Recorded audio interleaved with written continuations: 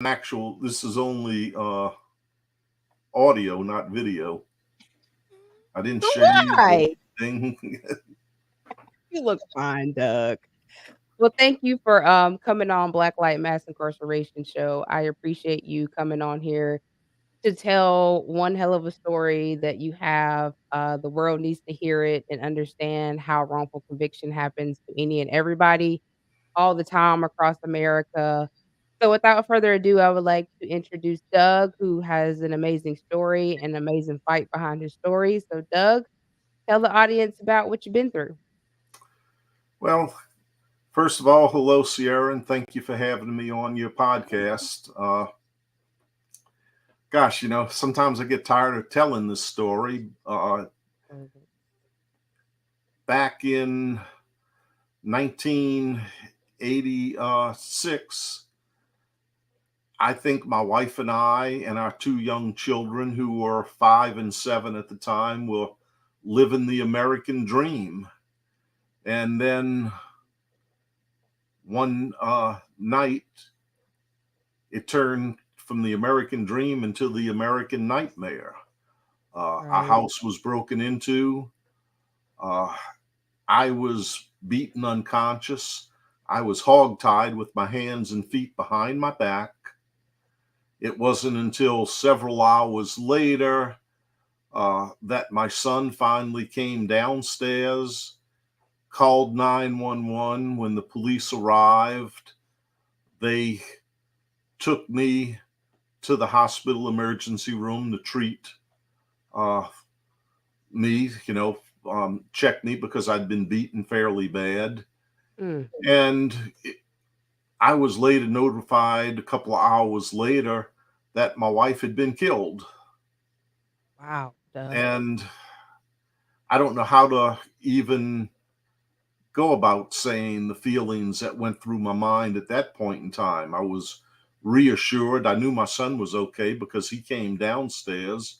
I was concerned about my daughter because I didn't hear her. Nobody said anything about her, but I was reassured that both my children were doing fine and they were in the custody of my brother and his wife. And from there, I was discharged from the hospital 3 or 4 hours later.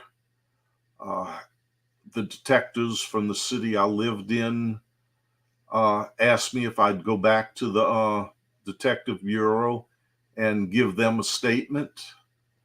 I did. I spent several hours with them.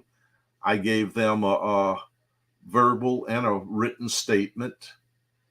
And then I went home to my brother's house. It wasn't until, I guess 4 days later, after a funeral, the police wanted to talk to me again. So the next morning, I met with the detectives again. And this time, oh, excuse me, I'm sorry. You're fine. Turn that off. Uh, I spent 13 and a half hours being interrogated by the police, by the two detectives assigned to the case. At Was this this right after you got out the hospital No, or no, this was 4 days later. This was the day after my wife's, or may have been 5 days later, the day after my wife's funeral. that's a lot. Uh, and I spent 13 and a half hours with the detectives, answering their questions, going over things, giving fingerprint samples and other biological samples for them to use as a comparison against what the autopsy might find. Uh, I didn't really think a whole lot about it. 13 and a half hours looking back on it now, that was a lot of time. I Yeah. also can look back on it now to the tactics they were using to try to coerce some type of confession out of me. I wasn't allowed to use the bathroom. I wasn't allowed to have anything to eat or drink. and they were playing good cop, bad cop, or dumb cop, and even dumber cop with me. Uh, and it wasn't until like I say, 13 and a half hours later, my brother showed up at the detective bureau and wanted to know what's going on. I disappeared at 9 o'clock that morning. It's almost 11 o'clock at night. And I said, I don't know. They won't let me go home. They keep asking me the same questions over and over again. And all of a sudden, the detective's like, oh, no, no, no. We never said you couldn't go home. You've always been free to leave. And I said, well, you haven't let me, feel that way. Right. Uh, I said, I've been here all day long, nothing to eat, nothing to drink. I'm about ready to soil myself because I need to use a restroom. And they said, no, no, no. But before you go, we just need you to sign this statement. And this detective, if I'm going into too much detail, just stop me and I won't go through all the little details. But this No, go detective ahead. is sitting here hunting and pecking with a couple of fingers on a typewriter, supposedly taking my statement in written form. There's also a tape recorder slash dictaphone on the table recording everything. So he hands me these stack of papers and asks me to sign it, as far as my statement. And I'm glancing at the paperwork and I tell him, I said, well, you've paraphrased my statement. This isn't word for word. And he assures me, oh, it's not meant to be word for word. He said, that's why we have a tape recording. Well, lo and behold, months later, when, first of all, I'm not arrested to nearly 4 months later, but months later, after I get an attorney to represent me, my attorney is told that there was no recording, that, believe it or not, in 1986, this police department, which is one of the wealthiest departments in the state of Louisiana, didn't own a single tape recorder. Give me a break. They don't Wow. have a single tape recorder in a large, very well financed police department. So the only thing they had to go on was the paraphrased written statement that I'd signed off on without being read my rights. And of Mm. course, their thing was, well, of course you will read your rights, you acknowledged it, and you signed this as being verbatim your statement. And of course, that came back to haunt me at the Later. time of the trial. But let me move on. Uh,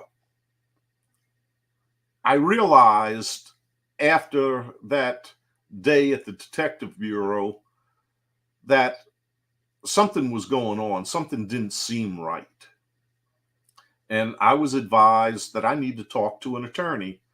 So I did. I talked to an attorney and I hired him to represent me. Excuse me. At this time, uh, the attorney attempted to gather as much information as he could. He was given a copy of the written statements that I had given the police. Uh, and he told me, he said, whatever you do, don't talk to the police again. They're not your friends. And they will lie and they will try to trick you into saying something you didn't mean to say. Mhm. And, at this point in time, I'm still locked out of my house. I 'Cause it was have, still a crime scene.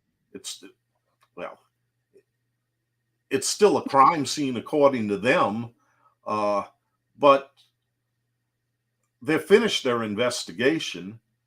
A few days later, finally, the police turned over keys to my house to my attorney, and my attorney and I went over there to take a look inside. I might mention that the police were so callous that I wasn't even allowed to enter the house under their supervision or even have one of her sisters enter the house under their supervision to pick an outfit for her to be buried in. Oh, wow. The the police detective picked some hideous looking clothing, sort of threw it at me and said, "Here, bury her in this." What? Yeah, and and at that point in time, my children only had the pajamas that they left the house with the morning of the murder, and they had none of their clothes. I had none of my clothes except for the clothes that my brother had given me to wear. And I'm like, seriously, what's wrong with these people? They're so insensitive towards what I'm going through, what my children are going through. You don't know how hard it was to have a funeral, view the body, and it's got these clothes on it that in no way, shape, or form would my wife have wanted to be buried in those clothes. And it was like everybody commented, seriously, who picked out those clothes? Why did you bury her in that clothing? Uh, but my attorney and I went over to the crime scene after we finally were allowed to enter the house. And I had no idea what to expect. And Mhm. my house was a disaster area. You know, uh, Mhm. it's like I didn't know what was done by the intruders. I didn't know what was done by the police. My attorney, who obviously had experience viewing these types of crime scenes, he said, "Oh no," he said, "this couldn't have possibly been done by whoever broke into your house and killed your wife." He said, "The police did all of this." And we hired a detective, and the detective hired a crime scene expert. They went over to the house and gave us their report, basically saying that over 90% of the damage in the house was caused by the police. I mean, it's like the police were holding a party in there. There were Wow. soda cans, beer cans, empty pizza What? boxes, uh, trash from McDonald's and Burger King, just thrown all over my house. Now, I'm sure it Wow. wasn't the two men that broke into my house that night, but with No. total disregard, the police had done that. The police also, in searching my house, they caused roughly $15,000 worth of damage to the inside of my house. And, it's like, I don't know how to describe it. I mean, that was just like, another unnecessary pain to be suffering, looking at what had been done to the inside of the house. Uh, Right. and Let me ask you this, Doug. How so you were also beat, basically unconscious. So how are you able to just even function? Because I'm sure you sustained probably head injuries and everything. And then 4 days after or not too long after your wife had passed, you're sitting in a police department for hours upon hours. They're not offering you anything to drink, anything to eat. And then you want to bury her to show respect. And then they're just like, well, here, we're gonna pick out what she's gonna wear because you're not allowed in the house and just give you something hideous. How did you get through that? Because that in itself is a lot, a lot. believe me, it wasn't easy. I think the thing that kept me going is my son and my daughter. I had a 5-year old and a 7-year old. I couldn't be weak. I couldn't show the emotion that I was feeling because they were falling apart. I don't know how to explain it, other than I love them and I couldn't show what I was feeling. I had to keep it all pulled together for the two of them. Sometimes I felt like just falling down and screaming, crying, whatever, but my children were constantly by my side at this point, and I couldn't do it for them. Uh, Right, yeah. It's, you know, The things we do as parents. a person would have to understand the love someone has for their children to know that you have to be strong for them. I mean, it was sort of Mhm. strange that the police kept saying, "Oh, it's he wasn't showing emotion because he didn't care." Well, obviously, the policeman wouldn't have cared enough about his children. The district attorney wouldn't have cared about their children, you know, because any loving parent would have understood what I was going through and the fact that, yeah, I wanted to break down and cry, but how do you do that when you know every tear I shed is going to hurt my children? Right, right. So how did you process that trauma? Like, were you even able to process that? Because not only did you lose your wife, but your children lost their mom. You know, they could have possibly lost you in the same note, which they did eventually for a while. But how did you were you able to process that trauma? Because that little piece by itself was a lot on top of the trauma you experienced after this.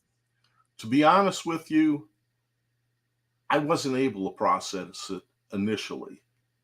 I said once, and I'll repeat myself, and maybe it'll make sense to the people listening out there, but I wasn't even able to mourn my wife's passing until a few days after I was set free by the federal court, and I drove myself to the cemetery to visit her grave. Mm, And then I totally lost it. I fell apart. I stayed there for hours crying. And that was probably the first time in all of those years I was able to mourn my wife's passing and release my emotions. Because up until that point, I had to be strong. If I was going to survive, I couldn't fall apart. right, right. So tell us how what happened after that, because you also faced, a lot of stuff after your wife's passing. Well, they arrested me nearly 4 months later. At this point in time, I'm talking to my attorney fairly regularly, and he tells me that don't be surprised if they don't arrest me and charge me with murder. And I'm like, why is that? And he said, well, I'm going to tell you. He said, it might be hard for you to imagine. He said, but you've pissed them off. You've had the audacity to criticize the chief of police for running a Keystone Cop type of operation. You've criticized the two detectives for not being able to add two and two and get four. And you're demanding that they all be terminated from their jobs because of their incompetence. They're not going to give up their jobs without fighting back. And the way they fight back is really dirty. And they proved it when they arrested me. And I asked the detective why he was doing this to me and my children. And if I can use a little profanity, Mhm. uh, this is almost the exact conversation I had with the lead detective the morning he arrested me, and at least someone else had the decency to allow me to go upstairs in my house and dress my children who were originally in pajamas. And I turned to him as I was dressing my children and I said, why are you doing this to me? Why are you doing this to my children? Don't you think we've been going through enough? And he looked at me and he had that look that if looks could kill, I'd have dropped dead on the spot. And he's close enough that I can feel the spittle coming out of his mouth. And he says, fuck you. Fuck your dead wife. Fuck your children. You wanted somebody arrested. I couldn't find the people who are responsible for this, but I've spent the past 3 months framing you, and I've done a good job of it. you're going to be convicted. Oh my goodness. Oh man. And I'm like, Wow. I didn't know what to say or do at that point in time. What is there to say or do? Like, I mean, he I mean, what do you want me to do? Hit him and then I'll be in more trouble? right. Fall apart again. My children are right there next to me at the time. To this day, my son sort of remembers me arguing with the detective and remembers the detective cursing. Doesn't really remember what was said. Uh, so they arrested me. They take me to the local police station, and of course, they do the perp walk. They've orchestrated this so there are dozens and dozens of cameras in every TV station in the world watching them Mhm. walk me handcuffed, into the police station. Uh, and then the chief of police gives this big talk about how fantastic he and his detectives are, that they've solved this hideous murder, and I was the one that was guilty the whole time. And I just say this, at one point in time, and they're waiting to take me from, in Louisiana, we have parishes instead of counties. It's a little bit different, but a parish is essentially a county. Mhm. So they're waiting to take me from the local jail to the parish jail. And the chief of police comes back to the cell I'm being held in. He's got the detective with him and a couple of other police officers, plus the couple of them. So they might have been half dozen police officers plus the chief of police. And he just sort of standing outside this cell and he says, "You should have never fucked with me." He said, Mm. "I've been a police officer for a long time." And he said, "You know how I got where I am today? Never Being trust an dirty. honest cop." Let that sink in. Never trust an honest cop. And then he turns around and says, "I can trust everybody here, can I?" And they all, yes, sir, you can trust us. So what they did is essentially everybody there admitted they weren't honest cops. That they were dirty. Yeah. So I'm arrested. The detective is driving me later to the parish jail. I'm in the back seat, handcuffed, and he's taunting me the whole way there about how I'll be, locked up until I'm an old man and die, and you know, laughing about the fact that he framed me and what a good job he did, and you know, Mm. so and then he's telling me, he said, "Oh, and they set a high bond, you won't even get out, before your trial." Well, I was out on bond first thing the next morning. And one of the things that was really hurtful at that point in time, when they arrested me, they took my children into state custody. CPS. And Mm. I pleaded with them, please let a member of my family, a member of my wife's family, Get take the these children. children. There is no reason to have them spend the night wherever state facility you were going to bring them to. And the detective was insistent.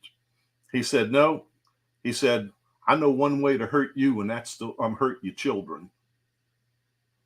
And Oh that's my why, goodness, that is oh, this disgusting. guy was evil incarnate. Absolutely. So, make a long story short, from that point on, it would be about 7 months before my trial. And oh, let me just say this, that the state tried to prevent me from regaining custody of my children, but you know, before the end of the day I was released on bond, I'd had my children back in my custody. but not because they didn't try to stop me. Uh, Right. so I go to trial roughly 7 months later, and it's a 9-day trial, which maybe for some people, they don't think 9 days is long for a second degree murder trial. I'd say the average second degree murder trial in Louisiana is 2 to 3 days, if that long. That's So, scary too. yeah, I mean, some of them last a matter of hours. Mm. They're actually second degree murder trials that last start to finish less than 3 hours. Oh, I something mean, ain't right about that. no, no matter how guilty a person is, that's not right. Mm-mm. But it's That's Louisiana. not enough to get evidence across to anybody. And, you know, during the trial, all the district attorney has to offer is a theory. He has no hard evidence. The husband's alive, the wife's dead. This is 1987 now that we're in trial. And he says there was $250,000 life insurance policy. Well, if you say it fast, that sounds like a lot of money. But is $250,000 enough money that I can raise 2 children, send them to school, house them, feed them, uh, and take care of their needs? That's nothing. No. Uh, at no point in time during the trial were they able to put a single person on the stand, not a member of my wife's family, no friend, no acquaintance, that said we had a bad marriage, or other than the casual argument that all married couples have, there were never any words even between us. And they that was basically the case against me. Uh, you know, So what did they do with the evidence that proves somebody broke into your house? Because I know they saw that. they they hid that. They, you know, almost everybody from the state, as far as police officers, forensic experts, coroners, paramedics, they all committed perjury. They all told the exact opposite of what really transpired during their testimony. At one time, their biggest piece of evidence that they laid claim to was some duct tape had been applied to a window and it was broken uh, to gain entry to my house. Now,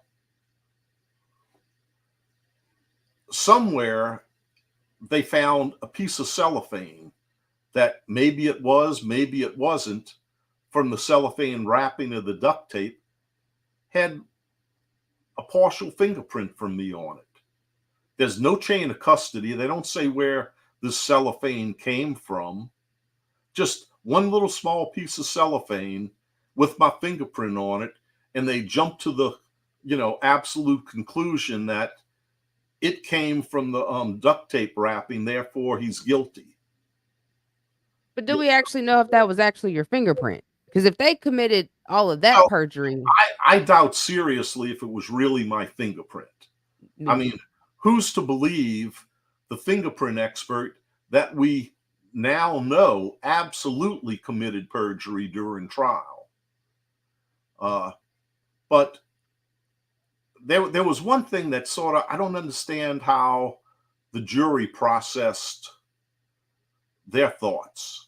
Now, first of all, back then in Louisiana, you could convict a person, send them to prison for life on a non-unanimous jury of only 10-2. Hard to imagine you're going to send a person to prison when 2 people believe they're innocent. Well, isn't that in itself reasonable doubt? mhm. Uh, but one of the let me just back up and then I'll go ahead. One of the things was there's no debate whatsoever that When I was beaten, first of all, I was found with my hands and feet tied behind my back, hog tied. Right, so how would you kill your wife and then beat yourself to death and then hog tie yourself And hands and feet? they had a contortionist that could have been a circus performer show how he tied himself up and put his hands behind his back.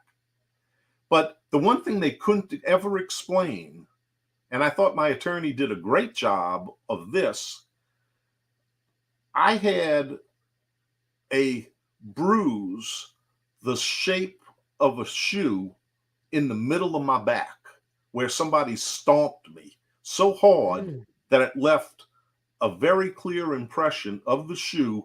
You could determine the size and the type of sole that was on this shoe.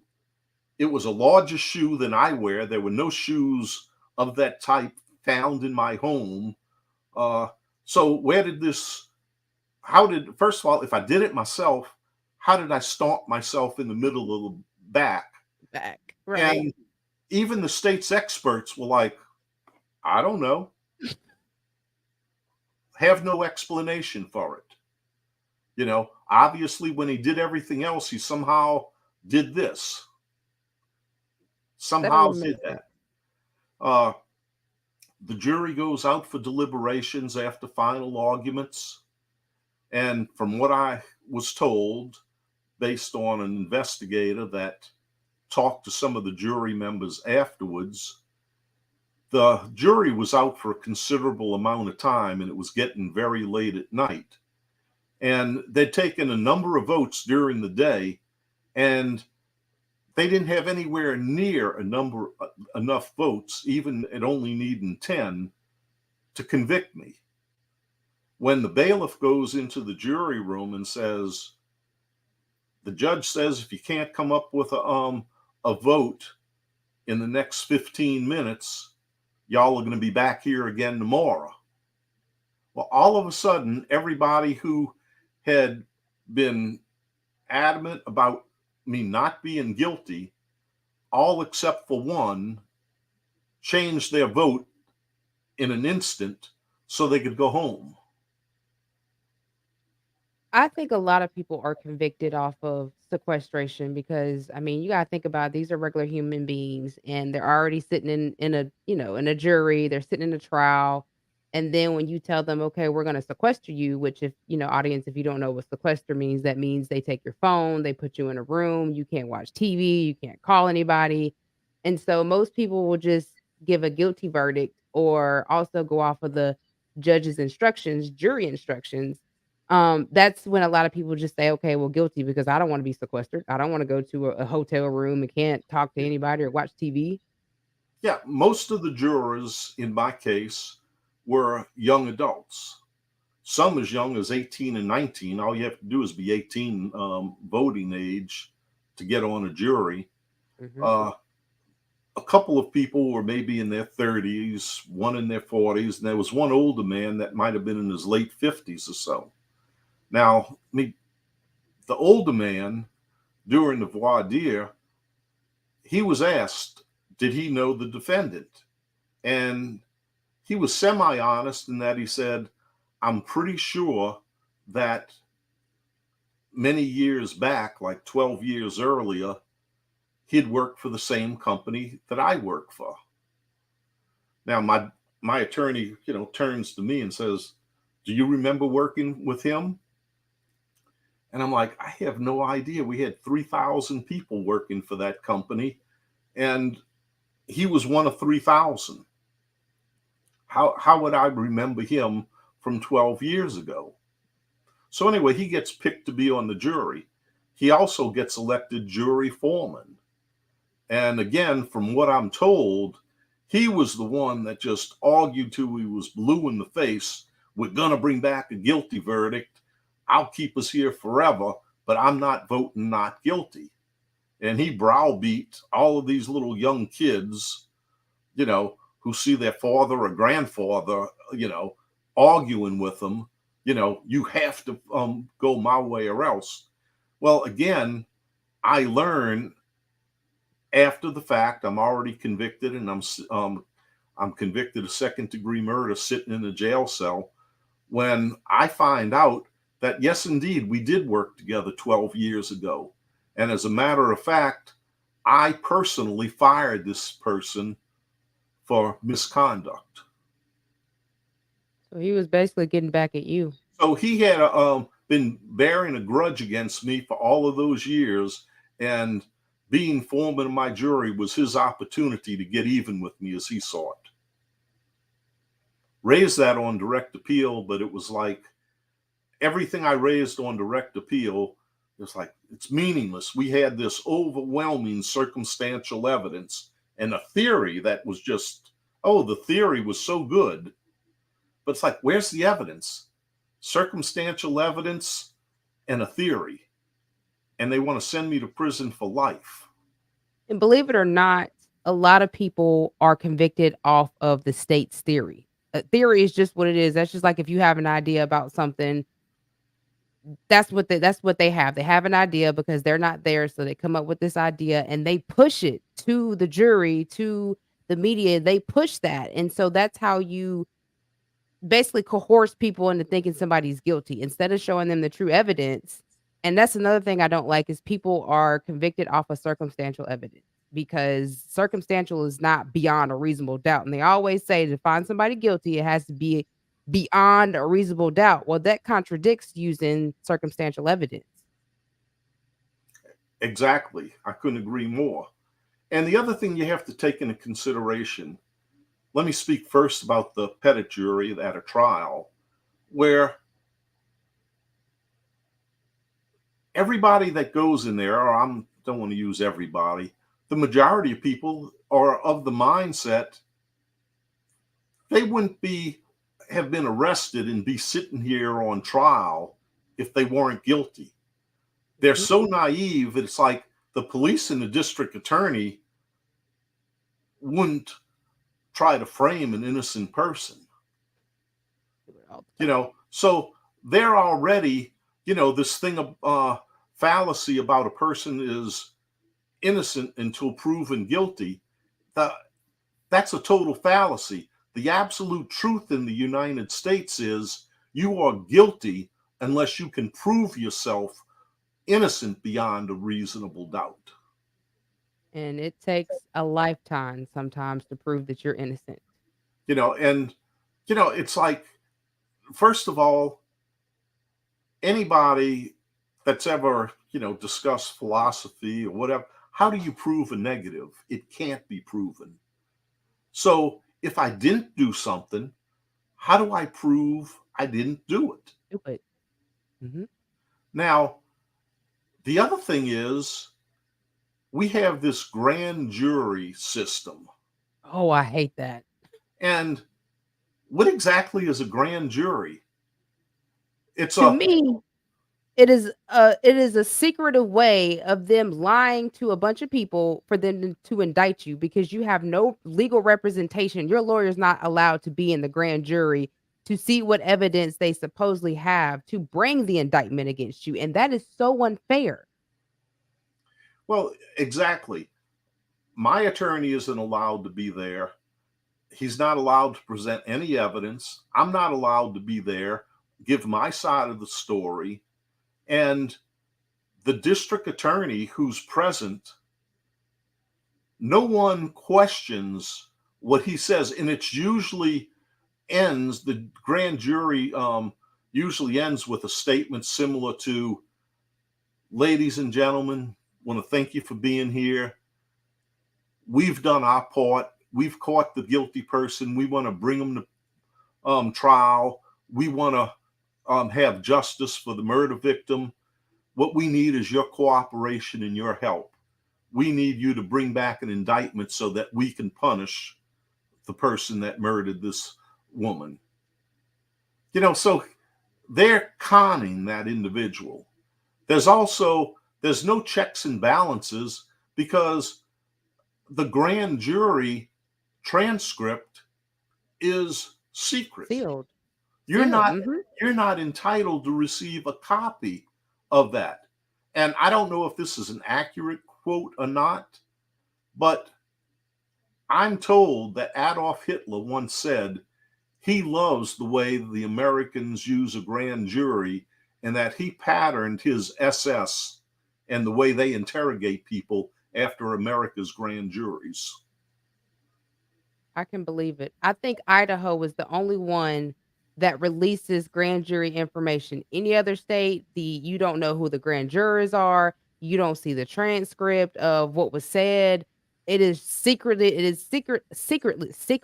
and it's only for the DA to know. And that is not right because I feel like how is that equal injustice when you can present anything that you want to a bunch of people who don't know what's going on, and you have no way to present your own evidence to prove, "Hey, you shouldn't indict me on this because I didn't do it. Here's the evidence." But yeah, Well, grand juries is something else. I I think hate it. just about most adults have heard the name F. Lee Bailey as far as a famous trial attorney. Mhm. Okay. F. Lee Bailey, I want to say that this might have been the 60s or early 70s.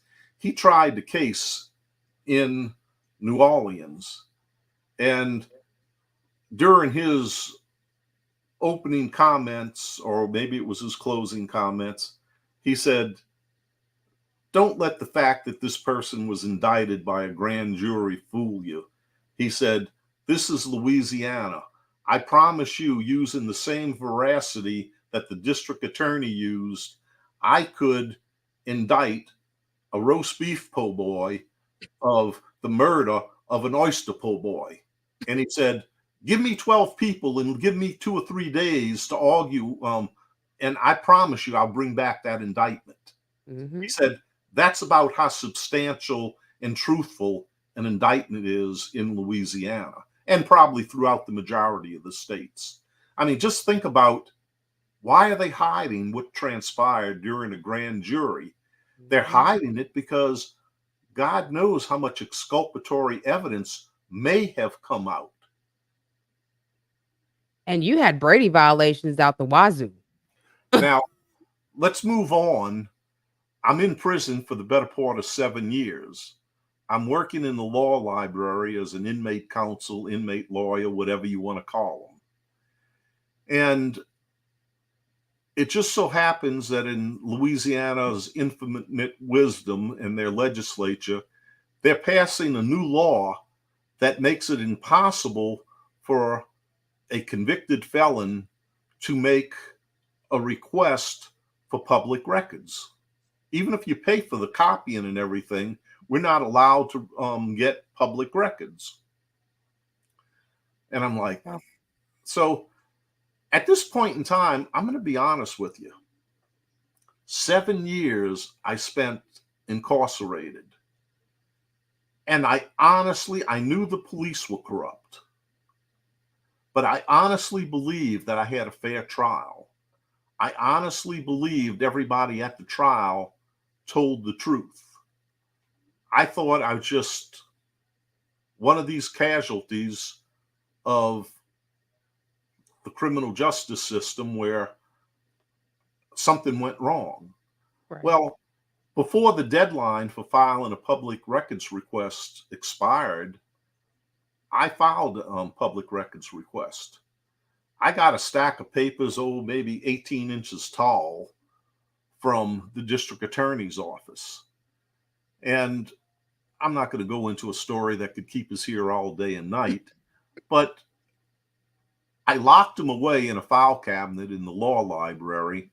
And a while after I got them, I finally decided, okay, I'm going to go through all of this because I need that drawer in the file cabinet. And I'm just going to throw all this stuff out after I've gone Went through through it. it. Mhm. So I'm sitting here one morning, early in the morning, and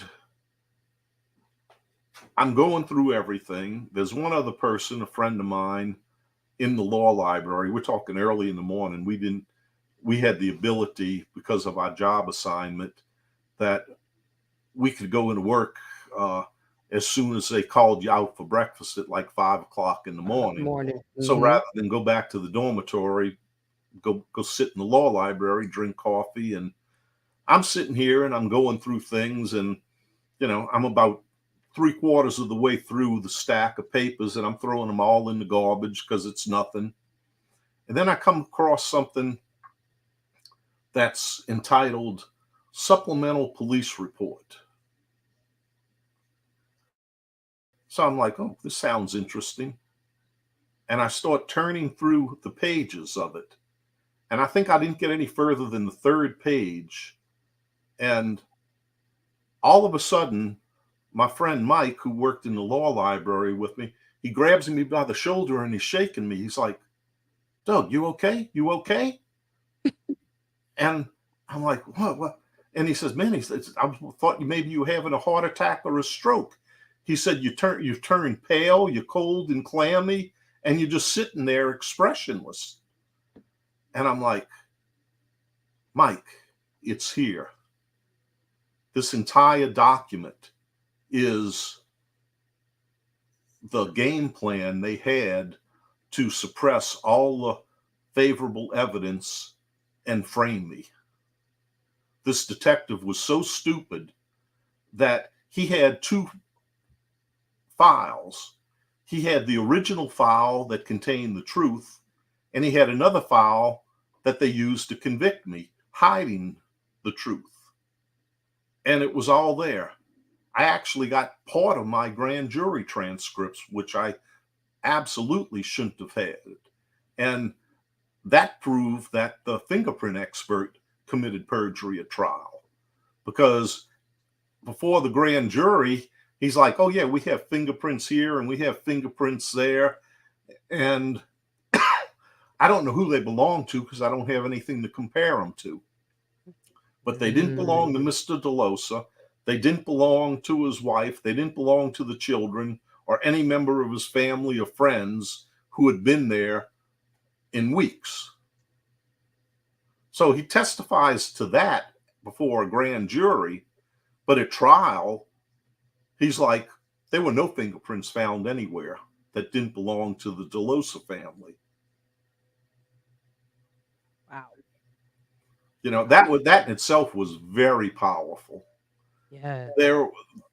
I'm not going to bother going over everything that was found in this supplemental police report, but it was at least 6 different items that any one of these items that I found in that supplemental police report, in and of itself, in my opinion, would have warranted a new trial and overturn of my conviction.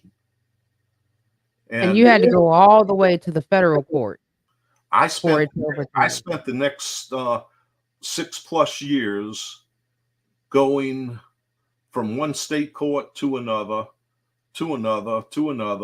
starting over again, trying a new way.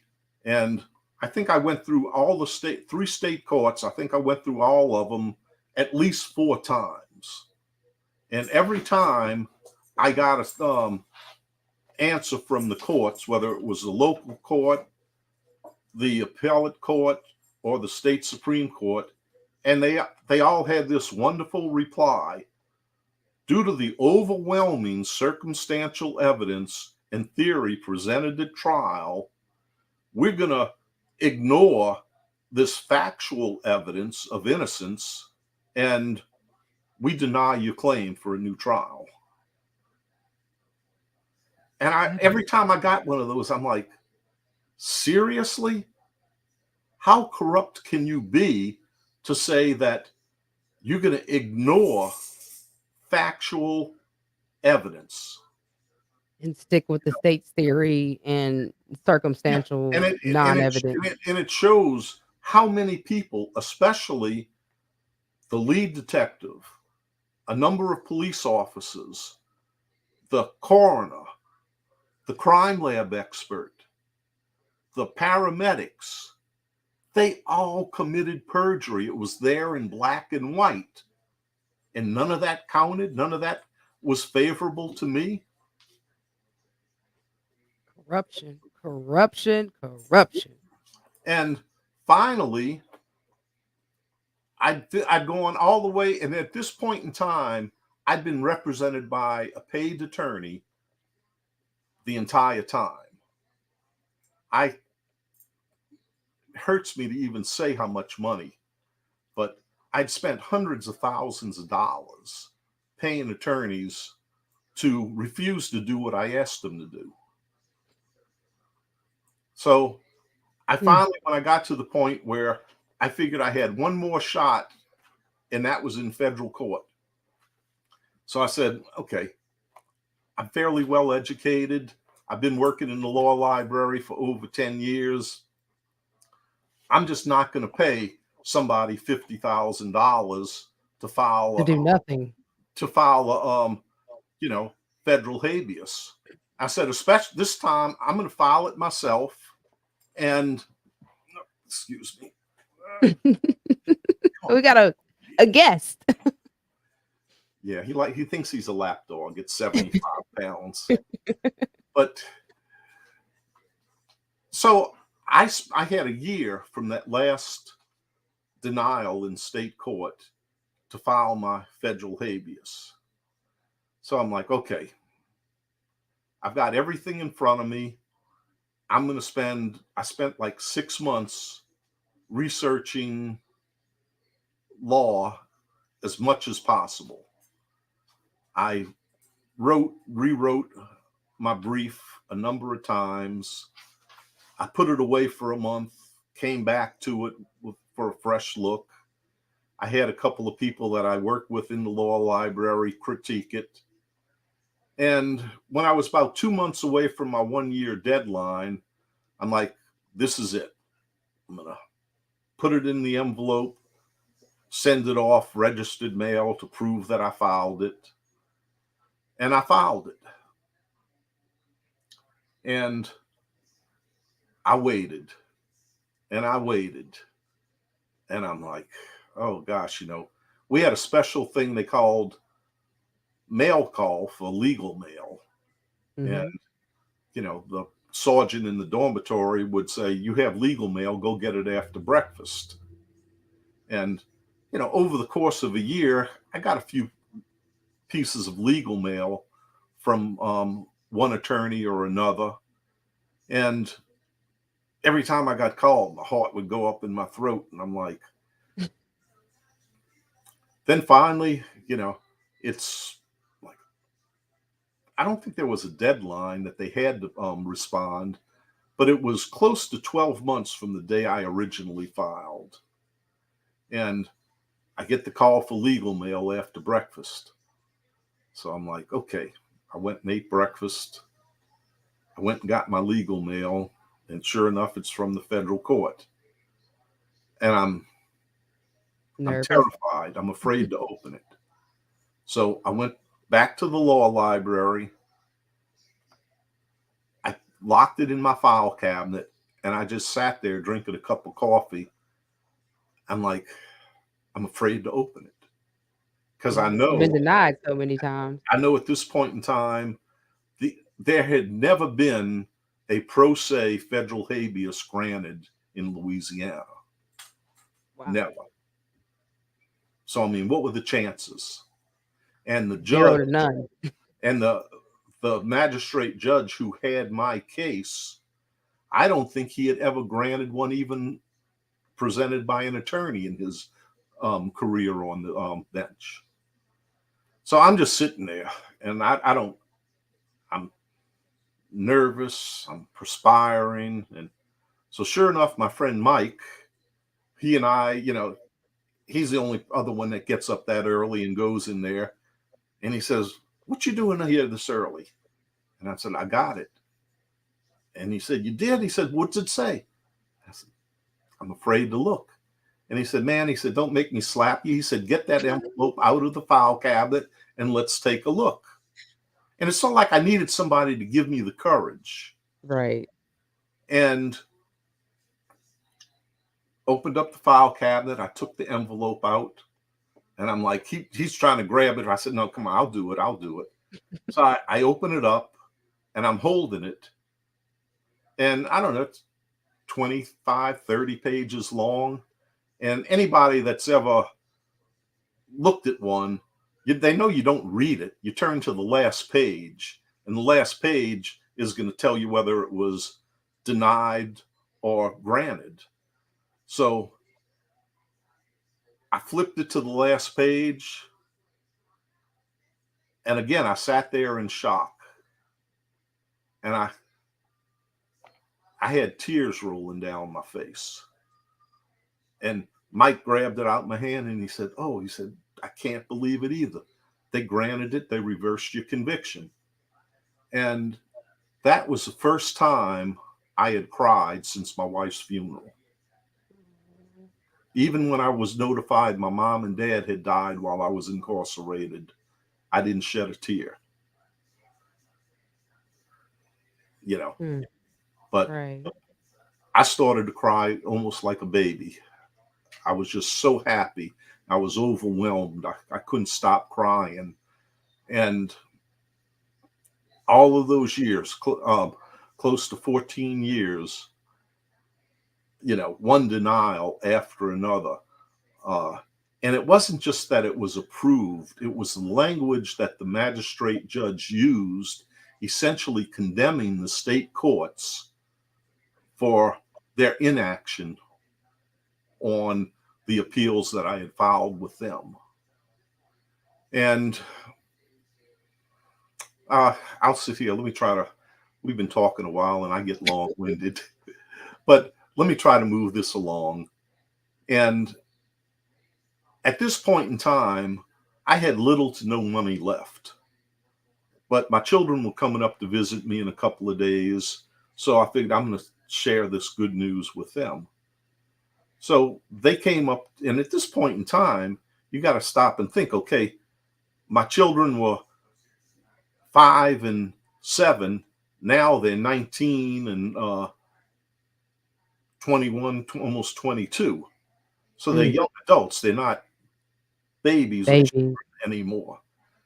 And when they came to visit, I had the paper copies of the paperwork to show them, and they were so happy. I mean, my children had always believed in me, and I won't even get into why, but they had seen the people who killed their mother. They didn't see that what actually happened, But but they seen the people. yeah.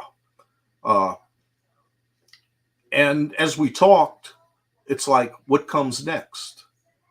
And I'm like, well, the state of Louisiana is going to appeal the decision.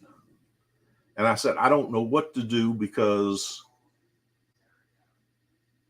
chances are probably 50-50 that the state will win its appeal.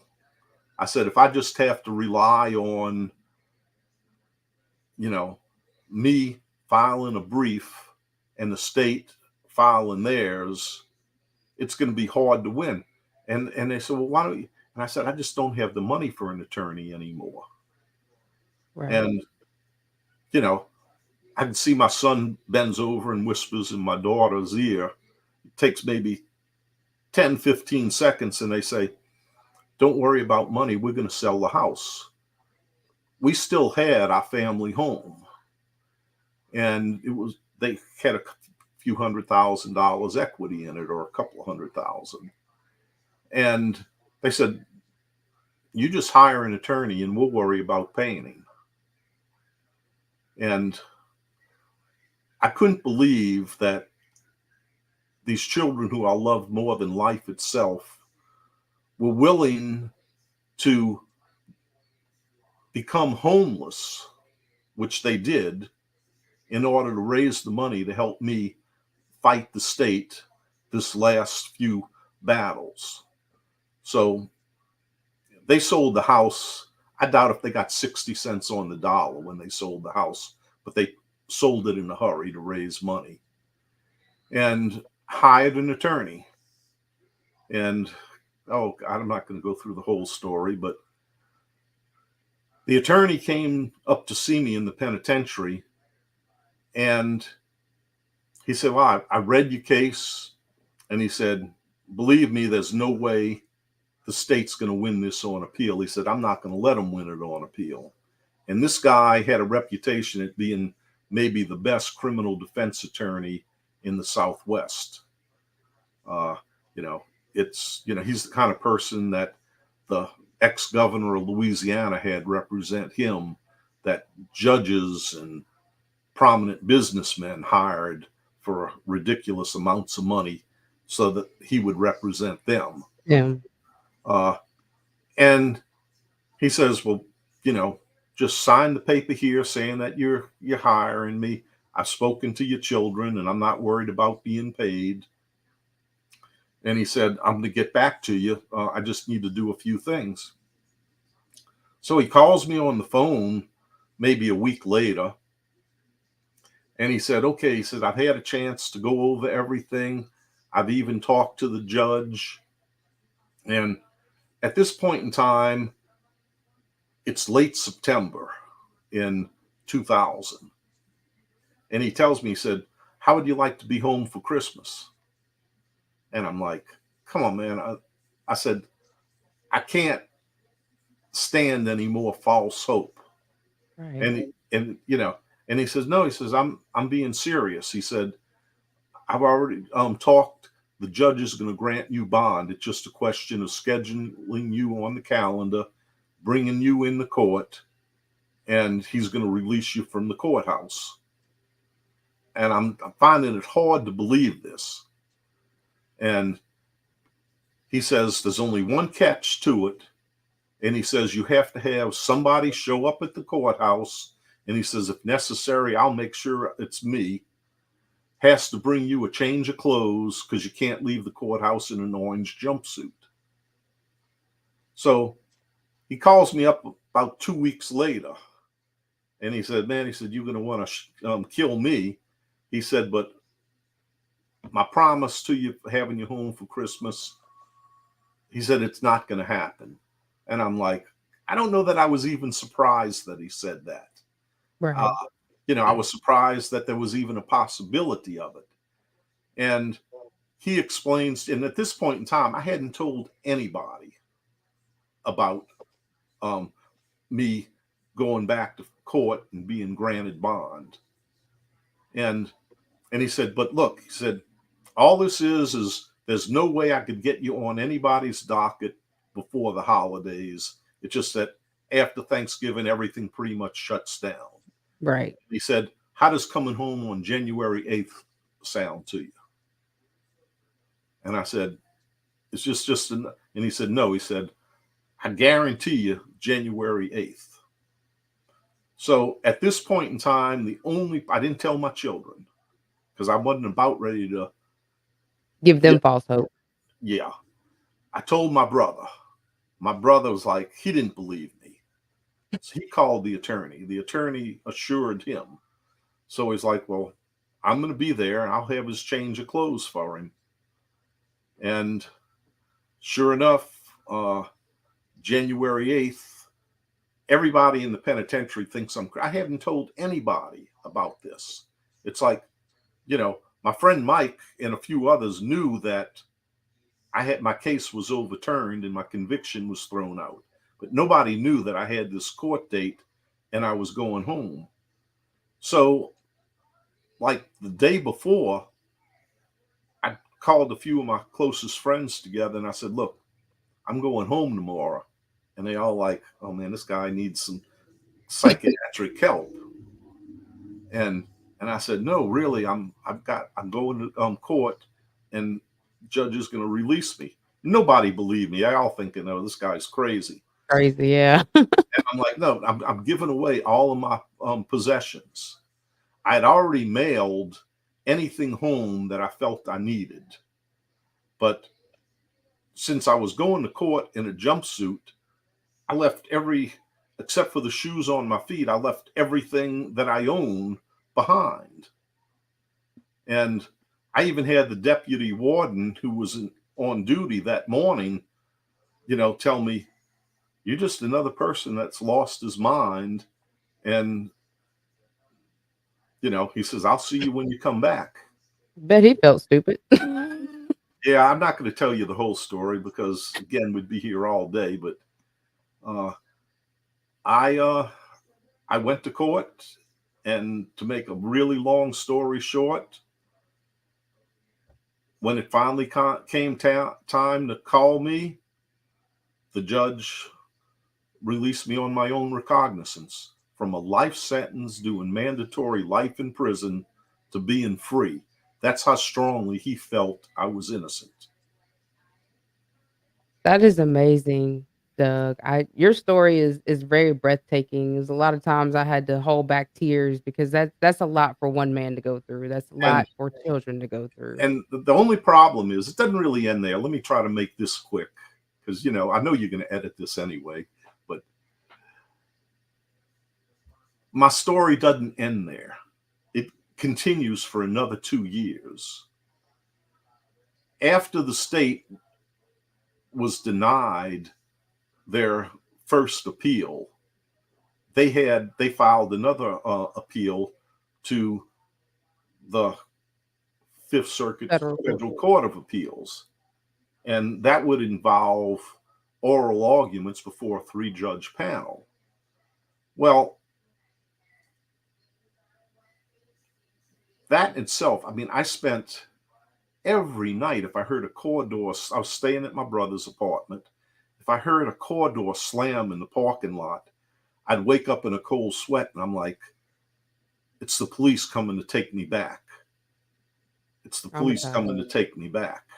Mhm. Uh, well, finally, after the better part of a year, I get a unanimous decision from the three-judge panel saying that no, the state's appeal is denied. We agree with the lower court's ruling that this man's conviction is overturned. But it's not over yet. The state now has a year from that date to bring me back to trial. And they say they're going to bring me back to trial. And I can't believe this is just still going on. And as the months go by, I'm bothering the heck out of the attorney. I didn't even have money to pay the attorney at this point in time. Everything that we got from selling the house went for him to represent me on the direct appeal and then the Court of Appeals, personal Mhm. appearance and argument before the judges. But he told me, he said, look, he said, at this point in time, I'm all in. He said, I'm going to represent you until you're free. So Amazing. I keep, just bothering him, and I'm sick to my stomach with nervous tension. And after about 8 of the 12 months go by, it's like, it looks like they're going to bring you back to trial. He said, I know they're seriously thinking about it. And I'm like, what do I do? Right. Well, I'm going to tell you this. It's not something I've told many times in the past, even publicly. So it's not a secret. I want to say that when there was about 11 months had passed and they were supposedly trying to schedule a date for my retrial. And I'm thinking, at this point in time, the internet's a heck of a thing. Never experienced that before. And I used to work for an international marine construction engineering company, and I worked overseas for a number of years. So I rekindled some friendships with people I hadn't seen in nearly 20 years. And one of the people I had talked to was living in Brazil. Another person I talked to was a Chinese national. And they both said, don't go back to trial. Get here and you'll never have to go back to the United States. Wow. And I'm like, I can't do that, Right. you know. But as it got closer, I made a decision. I'm going to take my friend in China's offer because I know there's no extradition. And the thing that was curious, and my story's about to come to an end, I guess, I didn't have a passport, much less a visa for China. So I'm Right. so I'm like, well, is my name like on a list? And when I apply for a passport, the federal marshals are going to come scoop me up? I didn't know. Uh, technically, it's like I had never been arrested even. Right. So, This is your first time really handling this type of yeah. situation at all, right? So I go online. Oh God, the internet's wonderful. And I find a place where I can apply for a passport and a visa. This one company will handle it all. Uh, I just, use my debit card. And they said, like, okay, 48 hours, you'll have your passport with a valid China visa in it. So I get an email back saying, your passport with the visas coming in, Federal Express, you'll have it before 10:30 in the morning. And the next morning, I can't even sleep. So the next morning, uh, somebody's knocking on my door, and I'm like, I just knew it was the federal marshals coming to arrest me. Coming And to when I get you. got there, the FedEx man's like, I need you to sign here. I get the envelope, it has my passport in it. And with that in hand, I go back to the internet and I buy ticket to China. And I didn't really know. I knew that if I did this, chances are I'd never come back to the United States. I'd probably never see my children again. But I wasn't Right. going back to prison. No matter what, I wasn't going back to prison. So once I made my travel arrangements, talked to my friend in China, I called my son. I told him to come over and talk to me. I gave him a phone number and I said, look, don't ask me any questions. I don't want, it's best that you be able to legitimately say you don't know. I said, this phone number will work once and only once. I said, after the first time you call it, it'll never work again. I'm going to destroy the phone or the SIM card anyway. And I said, no, I'm not talking about it.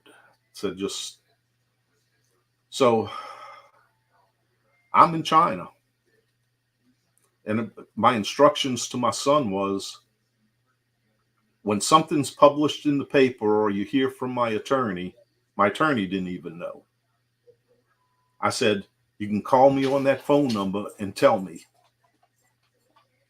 And I don't remember how long had gone by, 6, 7 weeks. And it's 2:30 in the morning in China. I answer the phone. My son's like, Dad, I don't know where you are, what's going on. He said, but please come home. It's on the front page of the local newspaper. All charges have been dropped and there will be no retrial. 2 days later, I was back in the United States. And for the most part, that ends the story. But of course, it doesn't end there because there's so many trials and tribulations trying to put your life back together once you do come home. And even if you're fully exonerated, it's not as easy as some people may think.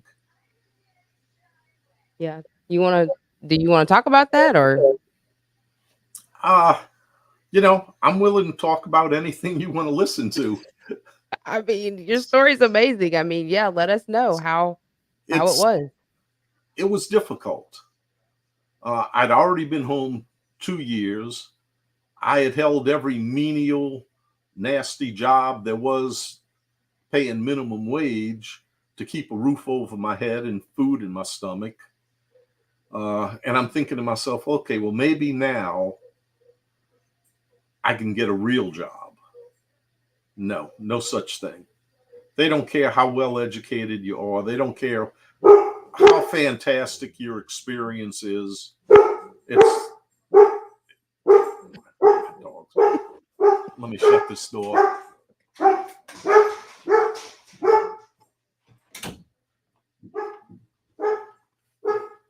He doesn't like the mailman.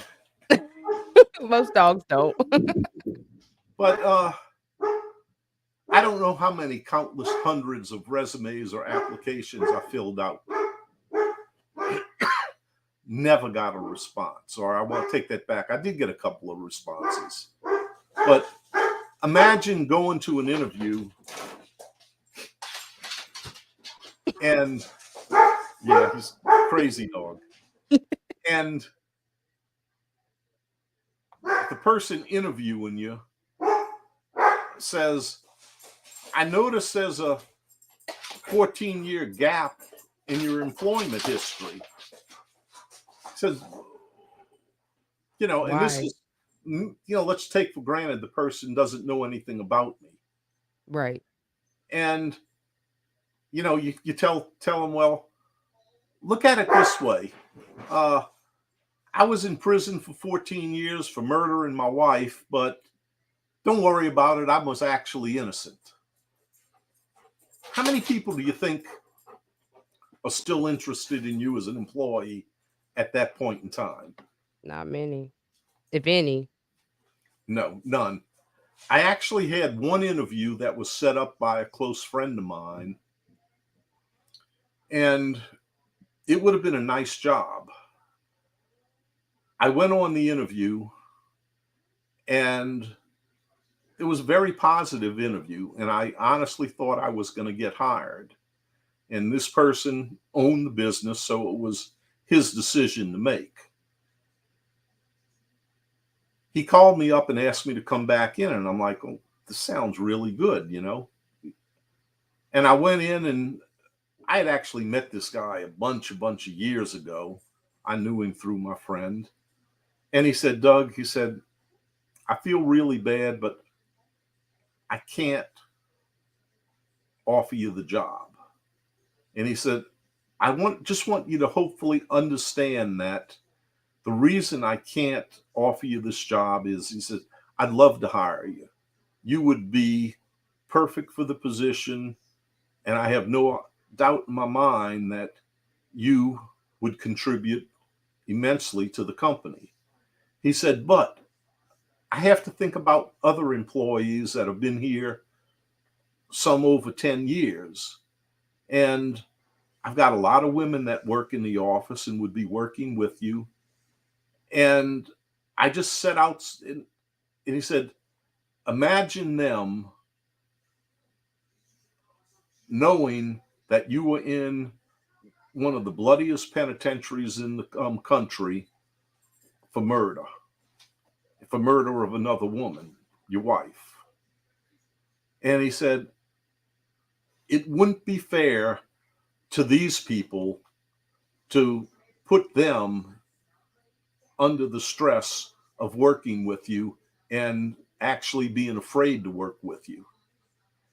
And I honestly understood where he was coming from. That he said if it would have just been him, if it would have just been a bunch of guys and I'd have been working a construction site or something, he wouldn't have cared about anybody else's opinion. But he did have a lot of young women who had been with him a number of years, and he knew they wouldn't be comfortable. So he didn't hire me. Eventually, I'd say for the better part of 7 years, I didn't have a real job at all. I just kept applying for one thing after another. I think I found a few jobs that were paying $1 better than minimum wage. And it was just barely enough to survive. Then at some point in time, I won't name the company, but I got a job at a big building supply company. And it's like, oh, wow, they're paying me $12.50 an hour to start. That's almost double what I've been making. Right. And it's not really what I want to do, but it's something I know how to do. So I went to work for them. I managed to It's like, hey, I actually have money left over for a hamburger every now and then. Uh, I can trade in this old beat up car that I didn't know whether or not it would ever start on something else. And I even managed at that point in time to buy a pickup truck and some tools. And on the days when I wasn't working, I had a pretty good background in home construction and remodeling. I used to be a general contractor. And I started doing some remodeling work in addition to the working at this other company. Uh, and my life started to really come together. Right, Uh, right. I think after about another close to 6 years, I ran across the person that I work for now. And I don't know why he took a liking to me, but I'm glad he did. Well, you And, have an amazing story, and you are a fighter, and you're a warrior, and you're a survivor. So, yeah, and, I see why, and you have a and big spirit. he offered me a job, essentially reaching out to other exonerated men and women who were struggling. And through his financial support and grants that he helped get from other people that could afford to give grants, uh, we started off small, helping uh, people put their lives back together.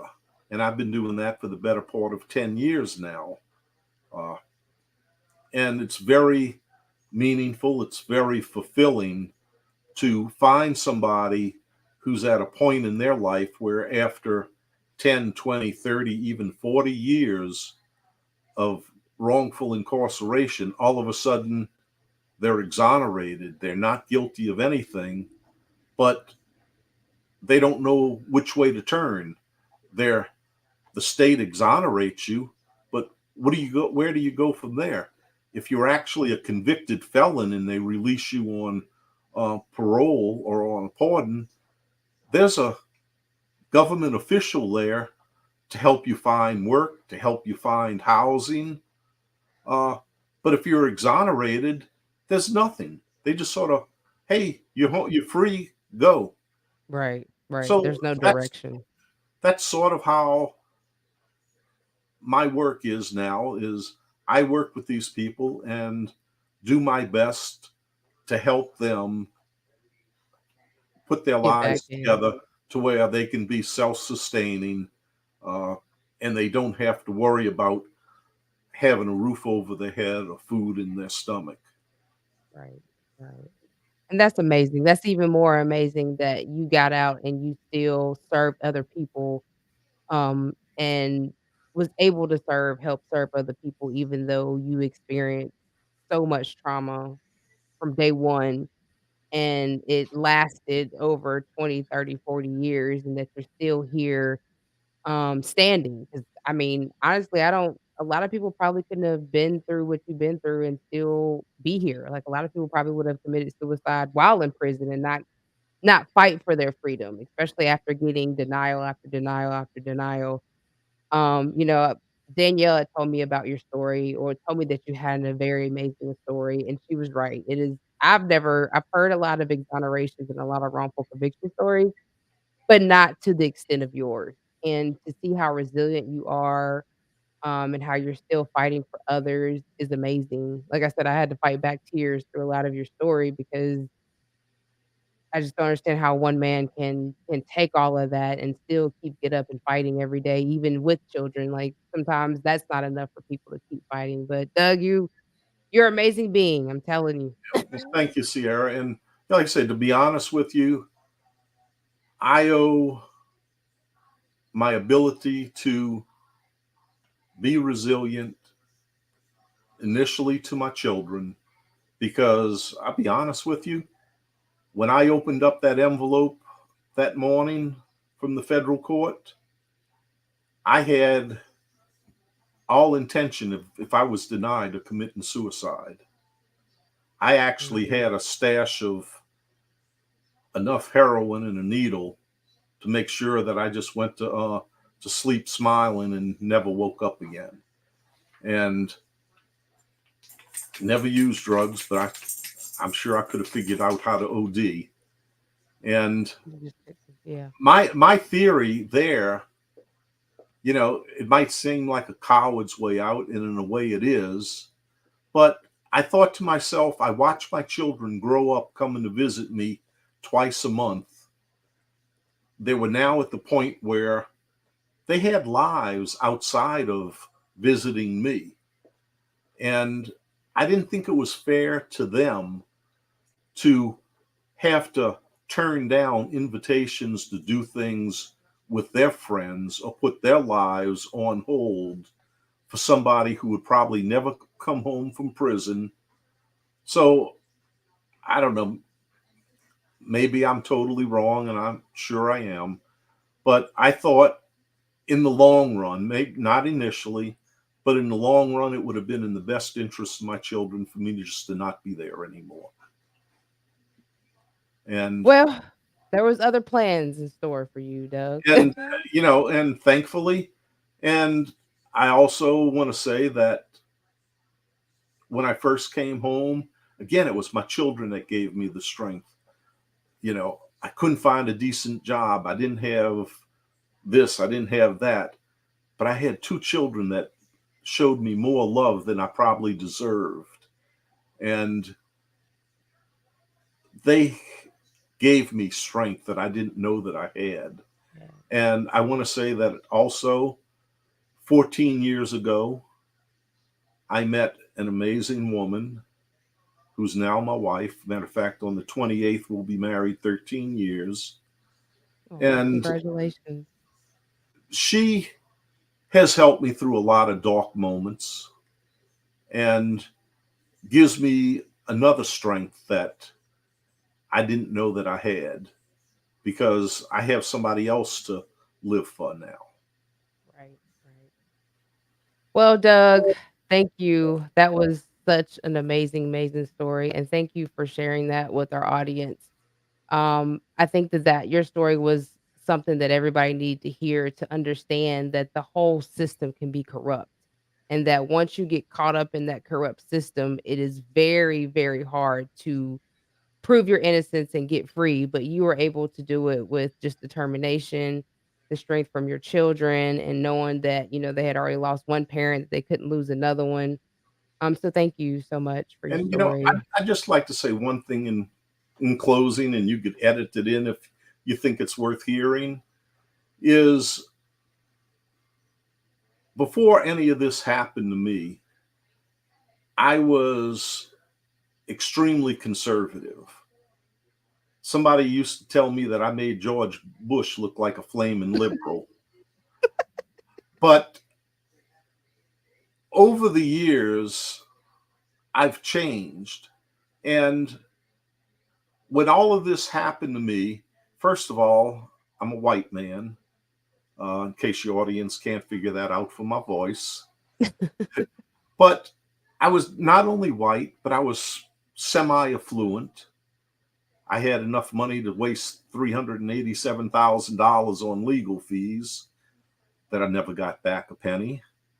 And, you know, a lot of people think that it can't happen to them. Damn. Yeah. Absolutely, more minorities are wronged by the criminal justice system than people like me. But I've had an opportunity at times in the past to talk to organizations, schools, whatever, in person. And I think one of the reasons that the man that backs me the most now does is because he said that when he first heard me talk and he saw me, he had to step back a moment and say, wow, this is the first time anybody's ever stood before me. And I'm saying to myself, that could have been me. Mhm. And all the people that think that it only happens to poor minorities from the ghetto, no. It doesn't matter how much money you have, it doesn't matter how well educated you are. it can happen to you because the criminal justice system is definitely broken in this country.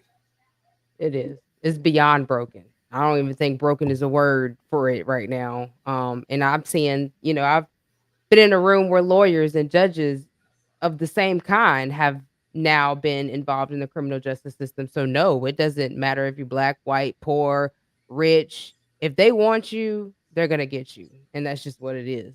Absolutely. And I think that's an important thing for your listeners to understand. Mhm.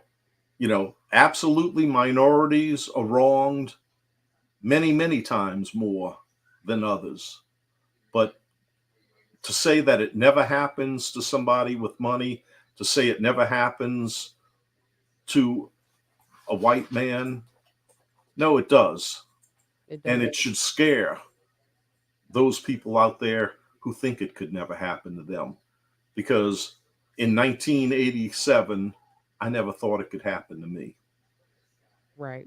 And that's why we all have to band together to change the system that is attacking people and taking them away from their families and warehousing them in prison. So, thank you, Doug. I hope to have you come back on our show, because you're just so amazing and wonderful.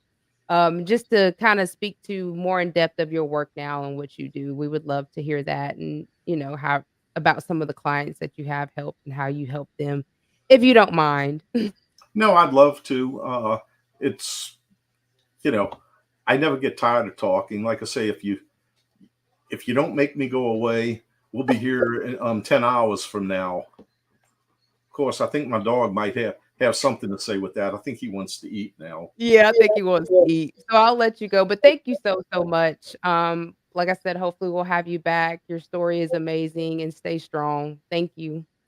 Thank you, Sierra. Good luck to you with your podcast.